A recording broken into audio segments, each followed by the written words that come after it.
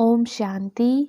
7 दिसंबर 2021 के महावाक्य हैं, मीठे बच्चे, दिल वाला बाप आया है तुम बच्चों की दिल लेने, इसलिए साफ दिल बनो। प्रश्न, सतयुगी पद का मदार मुख्य किस बात पर है? उत्तर, पवित्रता पर। मुख्य है ही पवित्रता। सेंटर पर जो आते हैं उनको समझाना है, अगर पवित्र नहीं बनेंगे तो नॉलेज बुद्धि में ठहर नहीं सकती।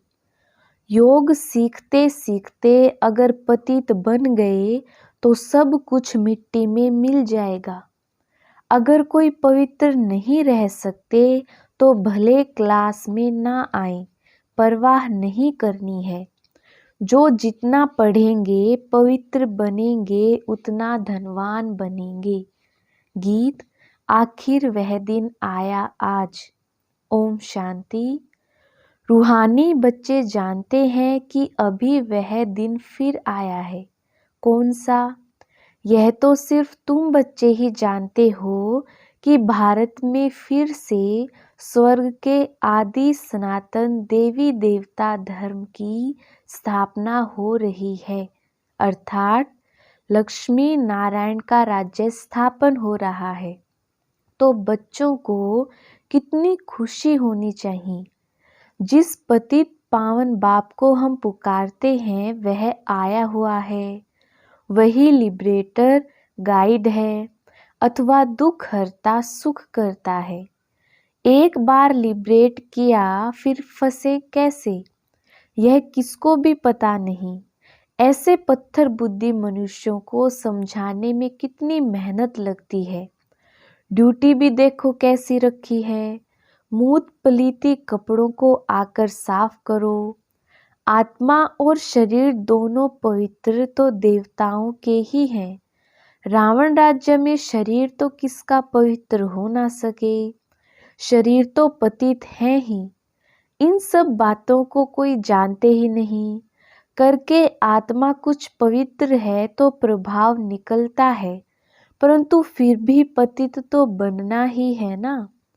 बेहद का बाप पतित पावन आकर कहते हैं, यह 5 विकार शैतान है, इनको छोड़ो। अगर मेरी नहीं मानेंगे तो तुमको धर्मराज तंग करेंगे। तुम आलमाइटी अथॉरिटी का कहना नहीं मानते हो तो धर्मराज बहुत कड़ी सजा देंगी। बाप आया है पावन बनाने।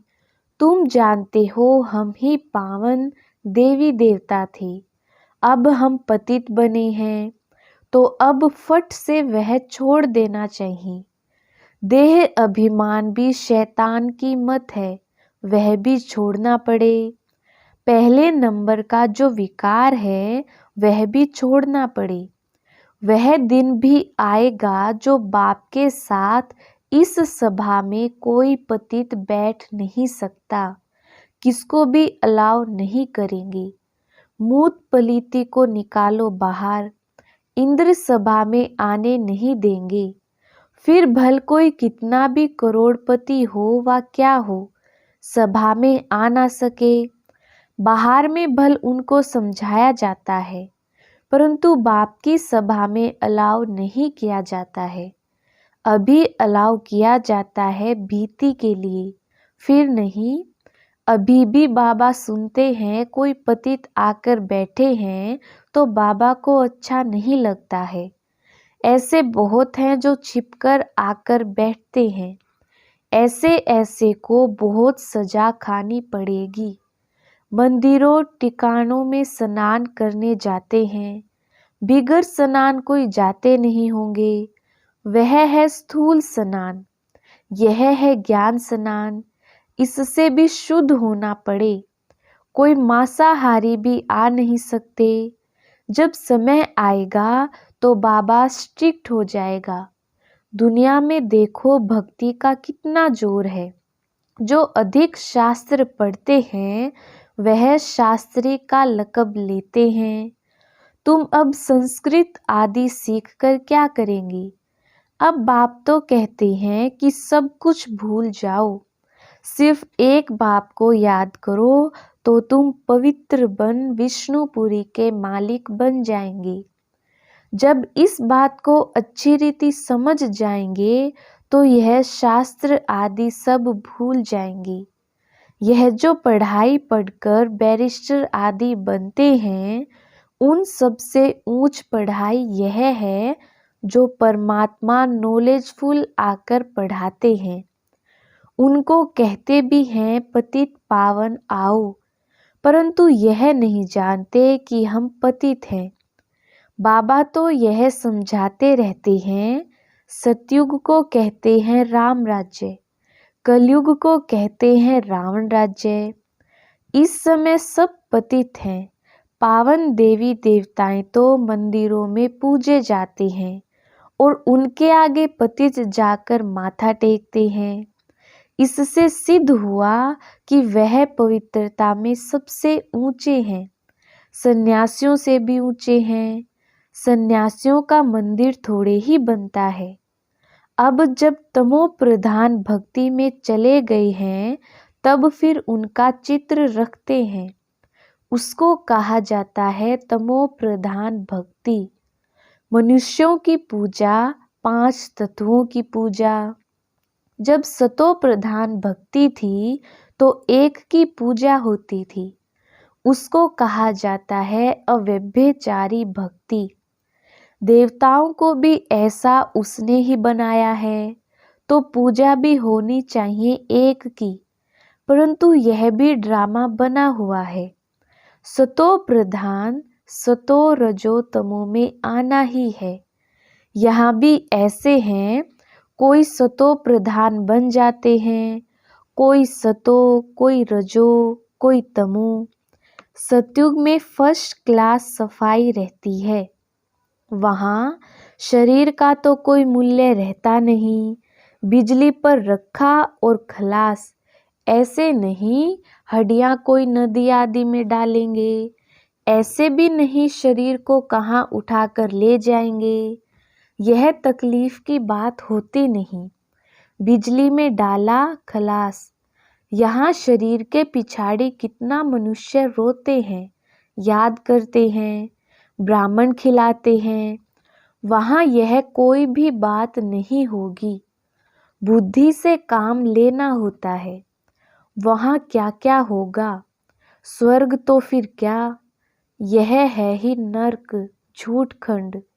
तब गाया हुआ है, झूठी काया झूठी माया। गवर्नमेंट कहती है गौ कोष बंद करो, उन्हों को लिखना चाहिए पहला यह कोष है बड़ा भारी। 1-2 पर काम कटारी चलाना, यह कोष बंद करो। यह काम महाशत्रु है, आदि मध्य अंत दुख देते हैं, उस पर जीत पहनो। तुम पवित्र बनो तो पवित्र दुनिया के मालिक बनेंगे। वहाँ देवताओं का न्यू ब्लड है। वह कहते हैं बच्चों का न्यू ब्लड है, परंतु यहाँ नया ब्लड कहाँ से आया? यहाँ पुराना ब्लड है। सतयुग में जब नया शरीर मिलेगा तब नया ब्लड भी होगा। यह शरीर भी पुराना तो ब्लड भी पुराना। अब इनको छोड़ना है और पावन बनना है। सो तो बाप के सिवाय कोई बना ना सके। सबका धर्म अलग अलग है और हरेक को अपने धर्म का शास्त्र पढ़ना है। संस्कृत में मुख्य है गीता। बाबा कहते हैं मैं संस्कृत थोड़े ही सिखाता हूँ। जो भाषा यह ब्रह्मा जानता है मैं उसमें ही समझाऊंगा। मैं अगर संस्कृत में सुनाऊं तो यह बच्चे कैसे समझें? यह कोई देवताओं की भाषा नहीं है। कभी कभी बच्चियां आकर वहाँ की भाषा बतलाती हैं। यह भाषाएं सीखने से शरीर निर्वाह अर्थ कोई लाख कोई करोड़ कमाते हैं। यहाँ तुम कितनी कमाई कर रहे हो? तुम जानते हो सतयुग में हम महाराजा महारानी बनेंगे। जितना जास्ती पढ़ेंगे उतना जास्ती धनवान बनेंगे। गरीब और साहूकार में फर्क तो रहता है ना। सारा मदार है पवित्रता पर। सेंटर पर जो आते हैं उनको समझाना है, अगर पवित्र नहीं बनेंगे तो नॉलेज बुद्धि में ठहरेगी नहीं। 5-7 रोज आकर फिर पतित बने तो नॉलेज खत्म। योग सीखते सीखते अगर पतित बने तो सब कुछ मिट्टी में मिल जाएगा। अगर कोई पवित्र नहीं बन सकता है तो भले ना आओ, परवाह थोड़े ही रखनी चाहिए। जन्म जन्मांतर के पापों का बोझा सिर पर है, सो बिगर याद के कैसे उतरेगा। गाया भी हुआ है, सेकंड में जीवन मुक्ति, जो बाप कहे सो करना है। सारी दुनिया बुलाती तो है, हे पतित पावन आओ। हम पतित हैं परंतु पावन कोई बनते ही नहीं हैं, तो वापिस भी कोई जा नहीं सकते। वे लोग ब्रह्म को परमात्मा समझ याद करते हैं। यह ज्ञान ही किसको नहीं तो परमात्मा क्या है। ब्रह्म कोई परमात्मा नहीं है, न ब्रह्म में कोई लीन हो सकता है। फिर भी पुनर्जन्म में तो सबको आना ही है, क्योंकि आत्मा अविनाशी है। वह समझते हैं बुद्ध वापिस चला गया, परंतु उसने जो स्थापना की तो जरूर पालना भी करेंगे, नहीं तो पालना तब कौन करेंगे। वह वापिस कैसे जा सकते हैं। तुम ऐसे थोड़े ही कहते हो कि हम मुक्ति में जाकर बैठ जाएं। तुम जानते हो हम अपना धर्म स्थापन कर रहे हैं, फिर पालना भी करेंगे। वह पावन धर्म था, अब पतित बन पड़े हैं।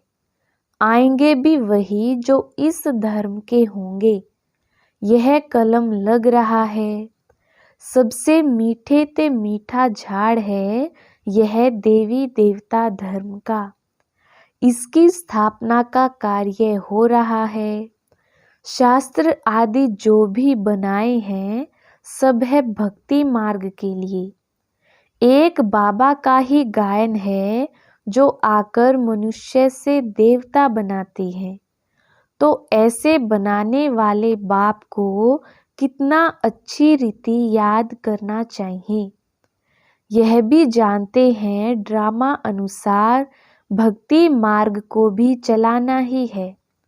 वास्तव में सर्व का सद्गति दाता एक है, तो पूजा भी एक की करनी चाहिए। देवी देवता जो सतो प्रधान थे, वह 84 जन्म भोगकर तमो प्रधान बने हैं। अब फिर सतो प्रधान बनना है, सो सिवाय बाबा की याद के बन ना सके। ना किसी में बनाने की ताकत है सिवाय बाप के। याद भी एक को ही करना है। यह है अव्यभिचारी याद। अनेकों को याद करना, यह है व्यभिचारीपना। सबकी आत्मा जानती है कि शिव हमारा बाबा है, इसलिए सब तरफ जहाँ भी देखो शिव को पूजते हैं। देवी देवताओं के आगे भी शिव को रखा है। वास्तव में देवताएं तो पूजा करते नहीं हैं। गायन भी है, दुख में सिमरन सब करे, सुख में करे ना कोई। फिर देवताएं पूजा कैसे करेंगे। वह है रोंग। झूठी महिमा थोड़े ही दिखानी चाहिए। शिव बाबा को जानते ही कहाँ है जो याद करे, तो वह चित्र उठा देना चाहिए। बाकी पूजा करने वाले सिंगल ताज वाले दिखाने चाहिए। साधु संत किसको भी लाइट का ताज नहीं है, इसलिए ब्राह्मणों को भी लाइट का ताज नहीं दिखा सकते हैं। जिनका ज्ञान तरफ पूरा ध्यान होगा वह करेक्शन भी करते रहेंगे। अभूल तो कोई बना नहीं है, भूलें होती ही रहती हैं।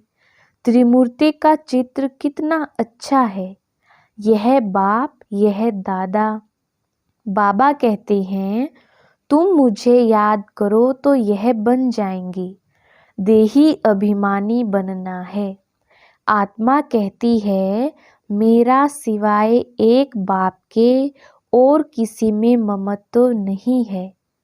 हम यहाँ रहते भी शांति धाम और सुख धाम को याद करते हैं। अभी दुख धाम को छोड़ना है, परंतु जब तक हमारा नया घर तैयार हो जाए तब तक पुराने घर में रहना है। नए घर में जाने लायक बनना है। आत्मा पवित्र बन जाएगी तो फिर घर चली जाएगी। कितना सहज है। मूल बात है ही यह समझने की कि परमात्मा कौन है और यह दादा कौन है। बाप इन द्वारा वर्षा देते हैं। बाबा कहते हैं बच्चे मन मना भव। मुझे याद करो तो तुम पावन देवता बन जाएंगे सतयुग में। बाकी सब उस समय मुक्ति धाम में रहते हैं। सभी आत्माओं को शांति धाम में ले जाने वाला बाप ही है कितना सहज। बच्चों को बहुत खुशी होनी चाहिए। दिल बड़ी साफ होनी चाहिए। कहा जाता दिल साफ तो मुराद हासिल। दिल आत्मा में है। सच्चा दिलबर आत्माओं का बाप है। दिल लेने वाला दिलवाला बाप को कहा जाता है। वह आते ही हैं सबकी दिल लेने के लिए। सभी की संगम पर आकर दिल लेते हैं। आत्माओं की दिल लेने वाला परमात्मा, मनुष्यों की दिल लेने वाले मनुष्य। रावण राज्य में सब एक दो की दिल को खराब करने वाले हैं। तुम बच्चों को कल्प पहले भी इस त्रिमूर्ति के चित्र पर समझाया है, तब तो अभी भी निकला है ना, तो जरूर समझाना पड़ेगा। अभी कितने चित्र निकले हैं समझाने के लिए। सीडी कितनी अच्छी है, फिर भी समझते नहीं। अरे भारतवासी, तुमने ही 84 जन्म लिए हैं। यह अभी अंतिम जन्म है। हम तो शुभ बोलते हैं। तुम ऐसे क्यों कहते हो कि हमने 84 जन्म नहीं लिए हैं? तो तुम स्वर्ग में आएंगे नहीं, फिर भी नरक में आएंगे। स्वर्ग में आने चाहते ही नहीं हैं। भारत ही स्वर्ग बनना है। यह तो हिसाब है समझने का। महारथी अच्छी तरह समझा सकते हैं। सर्विस करने का उल्लास रखना चाहिए। हम जाकर किसको दान दें? धन होगा ही नहीं तो दान देने का ख्याल भी नहीं आएगा। पहले पूछना चाहिए कि क्या आश रखकर आए हो। दर्शन की यहाँ बात नहीं। बेहद के बाप से बेहद का सुख लेना है। दो बाप है ना। बेहद के बाप को सब याद करते हैं। बेहद के बाप से बेहद का वर्षा कैसे मिलता है, सो आकर समझो। यह भी समझने वाले ही समझेंगे। राजाई लेने वाला होगा तो फट समझ जाएगा। यह तो बाप कहते हैं घर बैठे काम काज करते सिर्फ बाबा को याद करो तो याद करने से ही पाप मिट जाएंगे। अच्छा, मीठे मीठे सिकिलधे बच्चों प्रति मात पिता बाप दादा का याद प्यार और गुड मॉर्निंग। रूहानी बाप की रूहानी बच्चों को नमस्ते। हम रूहानी बच्चों की रूहानी बाप दादा को याद प्यार गुड मॉर्निंग और नमस्ते जी। धारणा के लिए मुख्य सार। पहला पॉइंट है, कभी भी एक दो की दिल खराब नहीं करनी है। सर्विस करने का उल्लास रखना है। ज्ञान धन है तो दान जरूर करना है। दूसरा पॉइंट है, नए घर में चलने के लिए स्वयं को लायक बनाना है। आत्मा को याद के बल से पावन बनाना है। वरदान, स्व स्थिति द्वारा सर्व परिस्थितियों को पार करने वाले निराकारी अलंकारी भव। विस्तार, जो अलंकारी हैं वे कभी देह अहंकारी नहीं बन सकते। निराकारी और अलंकारी रहना यही है मन मना भव, मध्याजी भव। जब ऐसी स्वस्थिति में सदा स्थित रहते तो सर्व परिस्थितियों को सहज ही पार कर लेते। इससे अनेक पुराने स्वभाव समाप्त हो जाते हैं। स्वयं में आत्मा का भाव देखने से भाव स्वभाव की बातें समाप्त हो जाती हैं और सामना करने की सर्व शक्तियाँ स्वयं में आ जाती हैं। स्लोगन, संकल्प का एक कदम आपका तो सहयोग के 1000 कदम बाप के। अच्छा, ओम शांति।